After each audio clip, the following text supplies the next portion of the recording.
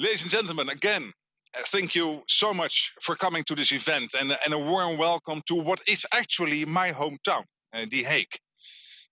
Welcome to the World Forum and this seminar on NATO's partnerships. And of course, I also would like to especially welcome Secretary General Stoltenberg for joining us via video link. Jens, it's simply good to see you. One of your distant predecessors, Dirk Sticker, was NATO's third Secretary General. As Dutch Foreign Minister, he was one of the actual architects of the alliance. And in his memoirs, he explained why NATO was established. As long as international law is subject to the whims of individual states, as long as there is no higher system of justice or international ethics that all states honor, we cannot build international policy on the quicksand of idealistic hope. We must accept the hard truth. We must do everything possible to ensure that we are a strong enough alliance, economically and militarily, to be able to defend our freedom. Sticker wrote those words more than 55 years ago, but I believe they are as relevant today as ever. In an unprecedented move, Russia is threatening war on Europe's eastern border. Its recognition of the independence of Luhansk and Donetsk and its deployment of so-called peacekeeping missions constitute a serious escalation and a flagrant violation of Ukraine's sovereignty and territorial integrity. Back in 2014, we all witnessed the occupation of Crimea. And now Russia has shown it is prepared to take further aggressive steps. That is unacceptable, and it cannot go unchallenged. It's a threat to Ukraine, certainly, but it's also a threat to our European and international security. Russia is trying to deny sovereign nations the right to choose their own path. It's trying to turn back the clock with absurd demands about withdrawing troops and equipment from countries that became part of NATO after the fall of the Berlin Wall. We must be very clear. There are no old or new, Eastern or Western, first class or second class member countries. We are all just NATO allies, and we stand together as one. Recent events prove that NATO is essential to defending our security and our freedom. This bolsters my conviction that transatlantic military cooperation is still the cornerstone of our collective defense and the foundation of our collective security policy, and that we should therefore keep working to ensure a strong and united NATO, not least in a new global reality. With that in mind, it is simply vital that we talk about the next strategic concept, about how to adapt our alliance to meet today's threats and tomorrow's as well. Threats that may be hybrid in nature or may not even be easily recognizable. This calls for a fresh approach, new instruments and smarter strategies, a robust plan for the next 10 years. And today, ladies and gentlemen, we are looking at one crucial element of that plan, our partnerships. Because if we have learned one thing in the past few years, it is that these can determine our success or our failure. We saw this, for example, as a raging pandemic exposed how vulnerable and also interdependent we all are. We see it in the growing security risks posed by climate change. And right now, in Russia's aggression in Ukraine. Our partnerships, old and new, have proved crucial. With the OSCE and the United Nations, with Ukraine and Georgia, with the Western Balkan countries and our Indo-Pacific partners, Australia, Japan, New Zealand, and Korea. And above all, the relationship between NATO and the European Union. The current strategic concept called the EU a unique and essential partner for NATO. And now we need to deepen that partnership. In the text of the next strategic concept, but also and especially in real life, in practice. That will require simply a major effort. Because the reality is that the EU depends heavily on NATO and the transatlantic bond for our own security. We are certainly not in a position to create an equal and independent alternative, and nor should we try to. But we do need to ensure that the European Union can do more itself, that it can show more readiness and resolve when it comes to security and defense. Former Secretary General Jaap de Hoop Scheffer is also here with us today. And he recently said, there is no power politics in Europe's DNA. He argued that we badly need that component in today's geopolitical environment. So the challenge is to make sure that European countries develop more military capabilities which can be deployed in different contexts, such as NATO, the EU, and coalitions of the willing. We also need to make the EU stronger militarily through PESCO and the European Peace Facility. This will make us more self-reliant when it comes to guaranteeing security in and around our own territory. And that will also make NATO as a whole stronger. We certainly, therefore, have a lot to do.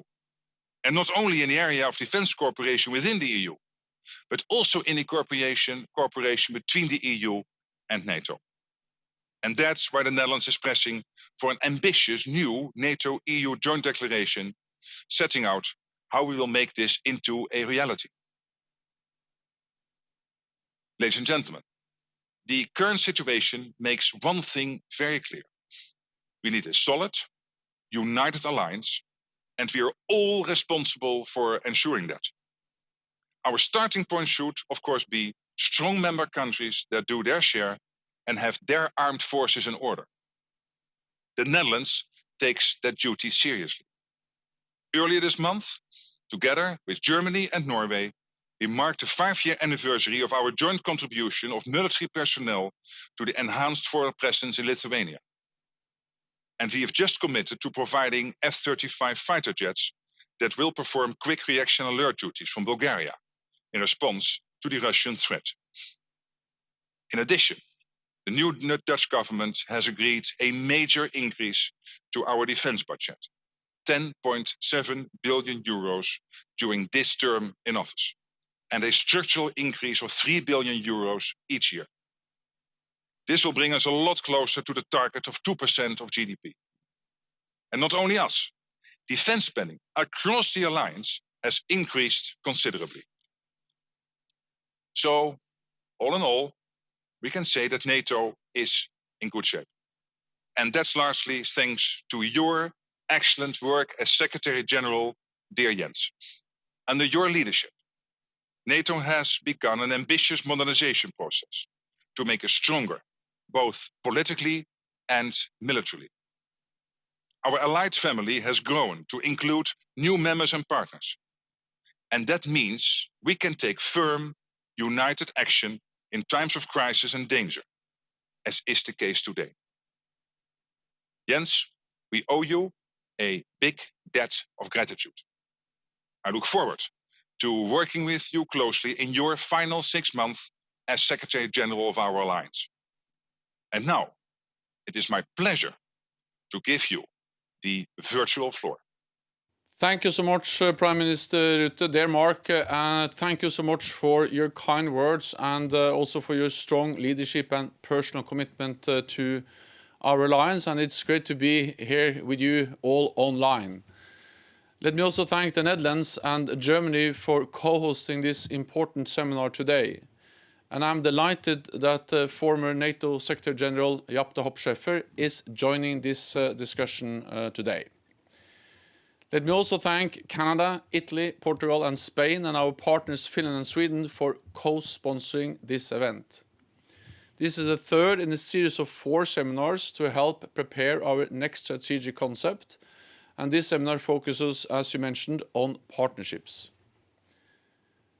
Today, we are facing the most dangerous moment in European security for a generation. Our highly valued partner Ukraine remains under imminent threat from Russia.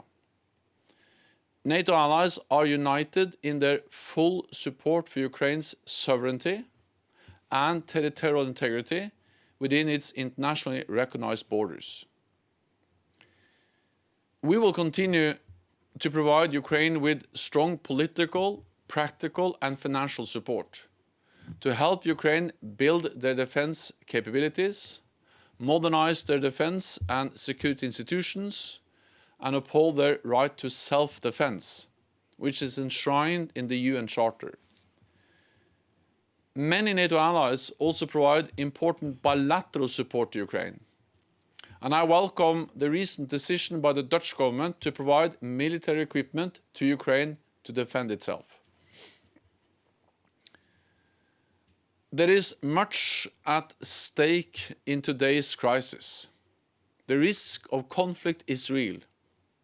Russia is using force and ultimatums, not only to redraw borders in Europe, but to try to rewrite the entire global security architecture. Moscow is challenging fundamental principles for our security, like NATO's right to protect and defend all allies, and the right for every nation to choose their own path. This is not only about Ukraine and Georgia, it's also about denying other European countries, like Finland and Sweden, their freedom to choose. Finland and Sweden are two highly valued partners bordering the Baltic Sea, with whom we cooperate closely in joint exercises, operations and political dialogue. The crisis in Ukraine underlines the importance of cooperating with our partners to defend our shared values and security, not least with the European Union. We are working closely together on the current crisis. I speak regularly with my EU counterparts, and NATO allies, including Canada, the United States, the United Kingdom, are coordinating with the European Union on economic sanctions, as we saw very clearly yesterday. NATO and the European Union are two sides of the same coin. We have different roles, remits and membership, but what we do is complementary. So while the EU is strengthening all the tools in its toolbox in respect to the current crisis, NATO has enhanced our deterrence and defense across the alliance, with more troops, ships and planes. We have significantly increased our military presence in the east of the alliance, and we are ready to do even more. I welcome, as you said, Mark, that the Netherlands has increased the readiness of its forces for the NATO response force. It is sending more troops to our multinational battle group in Lithuania and more fighter jets to Bulgaria. This shows that the Netherlands is a highly valued and very committed NATO ally. Beyond the current crisis, NATO and the EU are cooperating in many other areas, from cybersecurity to stability in the Western Balkans and maritime issues in the Aegean.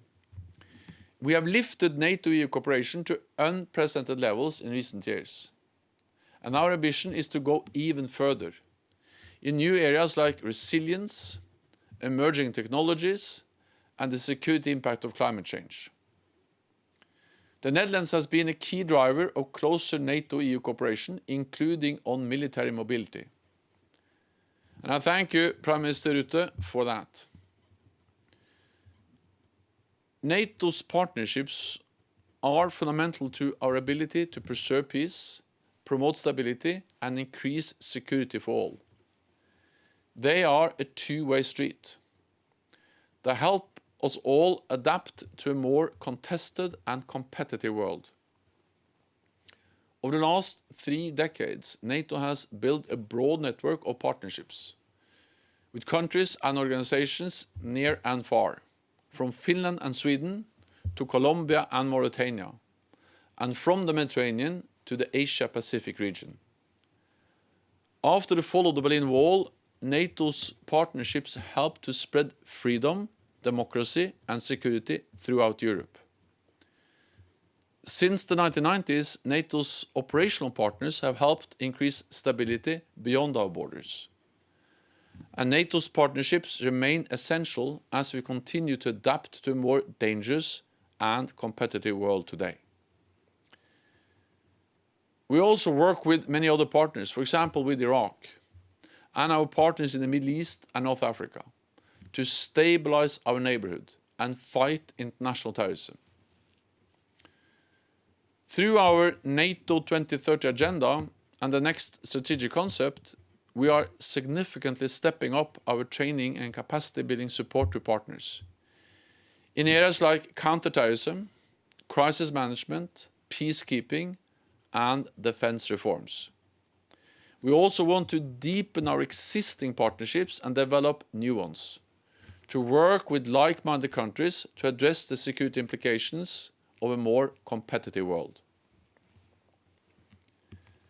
Ladies and gentlemen, we are faced with a new normal, a world of rising strategic competition and increasing challenges to our security, where authoritarian powers are seeking to rewrite the global rulebook and demonstrate that might is right. So we face a fundamental question about the world we want to live in. One where big powers dictate what others do through aggression and ultimatums, or a world where everyone is free to choose their own path, able to live in freedom and democracy. This is the world we want, and the one we are working for. We are stronger and safer when we stand together. Thank you so much.